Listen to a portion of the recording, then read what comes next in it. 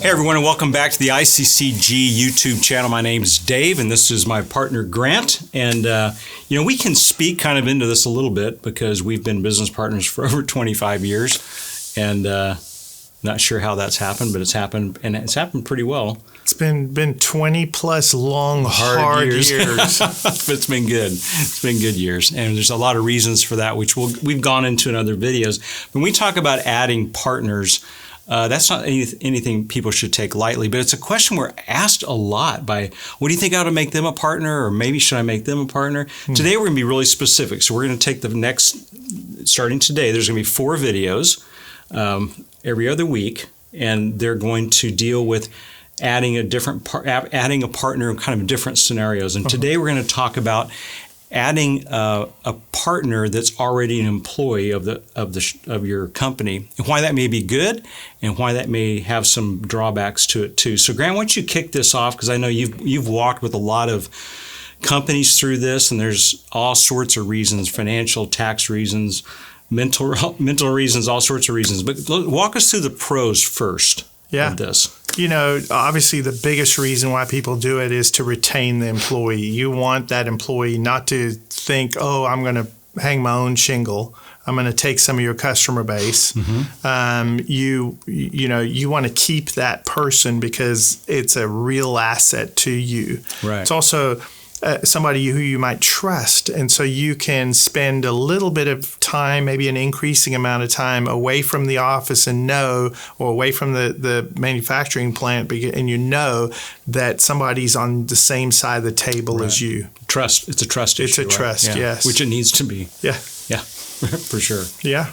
So what are some other pros, or what are other reasons people come in?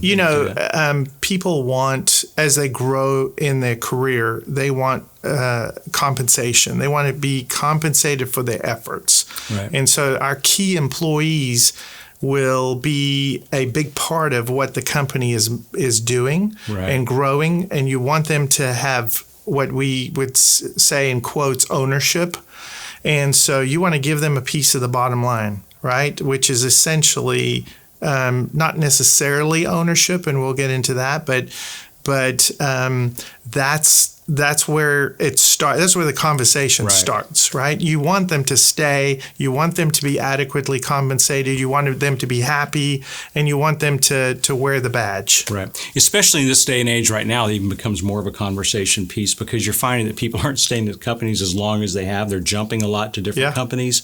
That's kind of industry specific in many cases. But I think the more you can figure out a way to retain them, without it being something that they're holding hostage over you, because that's not going to turn out good either. But what are the cons to this, or what are some of the pitfalls that could be out there? Because I think that's one thing our listeners are going to want to know. Yeah, about. This is going to sound like marriage is bad, right? Because it's like marriage. It's not.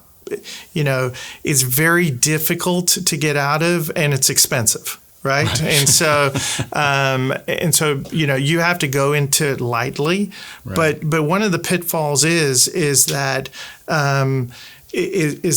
to get an employee ownership is basically you're selling a piece of the business in after-tax dollars. So if the company is, let's just say, is worth, the piece that you're passing to the employee is worth $100, you have to bonus that money to the employee, so the net check back to you is $100. And so you can pay taxes on $150 for a $100 benefit to the employee. And a lot of times employees can't afford, if you're going to transfer 20% or 30% of a business and it's worth several $1 million, that's a big tax hickey. Yeah, and sometimes they don't realize that and they just do it. Right. And then the tax accountant comes back at the end of the year and says, by the way, this isn't a taxable account. Yeah, and so obviously that is a big, hurdle to get over. Sure. But there's others. I mean, we talk about our clients running, a business expense through their P&L that may not be exactly what is essential for the business, right? You want to drive a Tesla, a new Tesla and for a dump truck company. Yeah, and so all of a sudden, even though I'm a minority owner, you kind of become accountable to me because I have a piece of the bottom line, and so that's just really, really difficult to navigate.